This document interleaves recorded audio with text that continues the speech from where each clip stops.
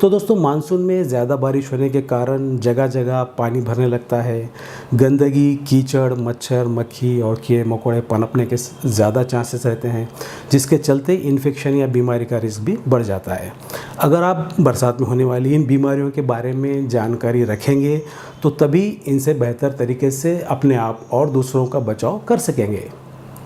तो आइए बारिश के मौसम में होने वाले इन 10 बीमारियों के बारे में आपको बताता हूँ। तो इसमें सबसे पहले 1 नंबर पर आता है दोस्तों डेंगू।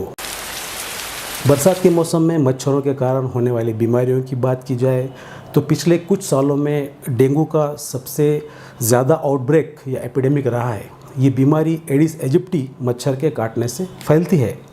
तेज़ बुखार, सिर दर्द, थकान, जोड़ों में दर्द, प्लेटलेट्स कम होना डेंगू के लक्षण हो सकते हैं। वक्त पर इलाज मिल जाए तो मरीज़ ठीक हो जाता है, लेकिन थोड़ी सी देरी किसी किसी की जान भी ले सकती है। इसके बाद में नंबर 2 पर है मलेरिया। बारिश में जगह जगह पानी इकट्ठा हो जाने की वजह से मलेरिया के चांसेस काफ़ी ज़्यादा रहते हैं। मादा एनोफिलिस मच्छर के काटने से होने वाला ये रोग एक संक्रामक रोग है और दुनिया में सबसे जानलेवा बीमारियों में से एक है, इसलिए इसे हल्के में लेना भारी पड़ सकता है। यदि बुखार और बदन दर्द के साथ आपको जाड़ा या कंपकपाहट हो रही हो तो ये लक्षण मलेरिया के हो सकते हैं। बाद में नंबर 3 पर एक बीमारी है जो मानसून में काफ़ी देखी जाती है, नाम है चिकनगुनिया। मानसून में दोस्तों मॉस्किटो बॉर्न या मच्छर जनित रोगों की भरमार होती है, बोलबाला होता है। ऐसे में एक और बीमारी है चिकनगुनिया जो एडिस एजिप्टी मच्छर के काटने से होती है। इस खास तरह के मच्छर के काटने के 3 से 7 दिन के बाद चिकनगुनिया के सिम्टम्स रोगी के अंदर दिखाई देने लगते हैं, जैसे बुखार आना, बहुत ज़्यादा जोड़ों में दर्द, सिर दर्द, मांसपेशियों में दर्द, जोड़ों में सूजन, जकड़न और शरीर पर दाने आना वगैरह इसके लक्षण हो सकते हैं। अगला नंबर 4 पर आता है वायरल फीवर।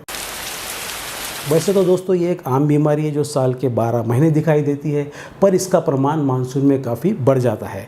इसके मुख्य लक्षण हैं तेज़ बुखार, कमज़ोरी, बदन दर्द और चक्कर। नंबर 5 नेक्स्ट बीमारी जो बारिश के दिनों में बढ़ जाती है वो है टाइफाइड। मानसून की सबसे ख़तरनाक बीमारियों में से ये एक है। इन्फेक्टेड पोल्यूटेड पानी और खाने से होने वाली इस रोग में तेज़ बुखार आता है जो कई दिनों तक बना रहता है।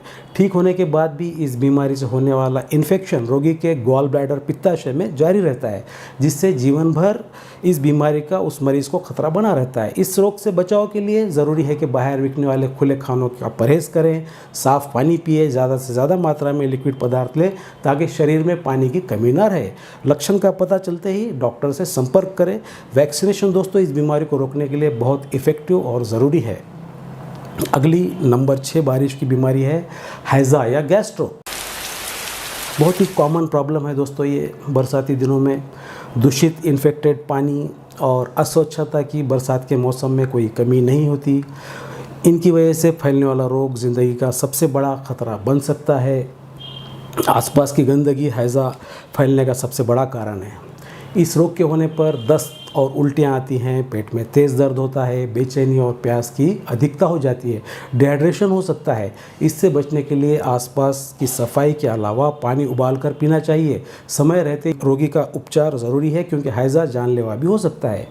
अगली मानसून की देन है फ्लू या सर्दी ज़ुकाम। बारिश के मौसम में ये बीमारी आम है। काफ़ी देर तक शरीर में नमी रहने या गीलापन रहने के कारण सर्दी खांसी के बैक्टीरिया जन्म लेते हैं, जिससे सर्दी, ज़ुकाम, बुखार और खांसी जैसे रोगों की संभावना बढ़ जाती है। इससे बचाव के लिए बारिश में भीगने से बचना ज़रूरी है। अगर किसी वजह से भीग भी जाते हैं तो तुरंत कपड़े बदलकर सूखे कपड़े पहन लेना चाहिए। बाद में नंबर 8 पर बीमारी है दोस्तों पीलिया, जिसे कॉल या जॉन्डिस भी कहते हैं। अगर किसी मरीज़ को हल्का हल्का बुखार आता हो, भूख नहीं लगती हो, खाना देखने या मुंह में रखने से मतली आती हो, पेशाब गहरे पीले रंग का होता हो, थकान रहती हो, नींद बहुत आती हो, आंखें और नाखून पीले दिखते हों, तो समझ लें ये पीलिया रोग है। बरसात के मौसम में इस बीमारी के होने की पॉसिबिलिटी काफ़ी बढ़ जाती है। Next disease in the list of monsoon disease पर है लेप्टोस्पायरोसिस।